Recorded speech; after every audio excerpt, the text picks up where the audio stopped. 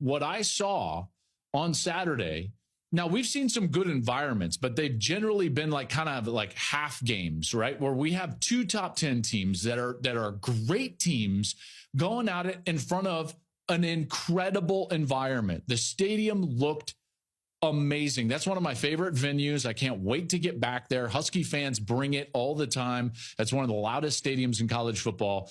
I think that this has been missing for the better part of a decade. A great West Coast environment with a top 10 matchup right there on the water. Like, that was terrific. And so broadly speaking, I feel like that game and the environment and everything surrounding it was very good for college football to broaden the focus of the sport and make it less regional, which it has seemed at times regional over the last decade. Next thought would be, could anybody have won on Saturday in that environment? I'm not totally sure if they could have, because one, Washington's really good, obviously, got a great quarterback and now certainly in the lead for the Heisman Trophy.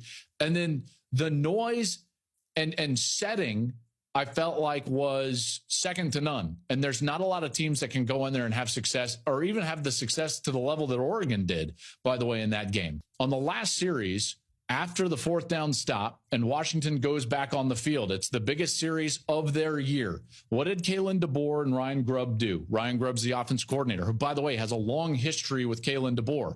Long history, right? He was with him at Sioux Falls. He's been with them everywhere. Fresno, now he's here. They have a history, so you know their communication is rock solid. What do? They put the game in the hands of Michael Penix.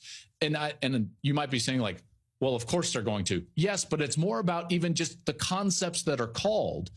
Michael Penix is an incredibly experienced passer and quarterback. And what they wanted to do was give him the field, let him survey the field and pick a matchup that he likes.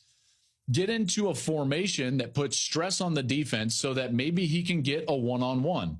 Okay, let him read something out. Why? That's what he's good at. Let him throw with leverage, be a great passer. Why? Because that's what he's good at. And that's what happened. And they score in 2 plays. He throws a ball right down the seam. Then he gets it Odunze, and boom, it's a touchdown. And the only thing you could say is, hey, they might have scored too soon. Yeah, maybe they could take a little bit more time off the play clock before that first snap. But you know what? They're down 4. They've got to score. And what did he do? Kalen DeBoer put the game in his quarterback's hands.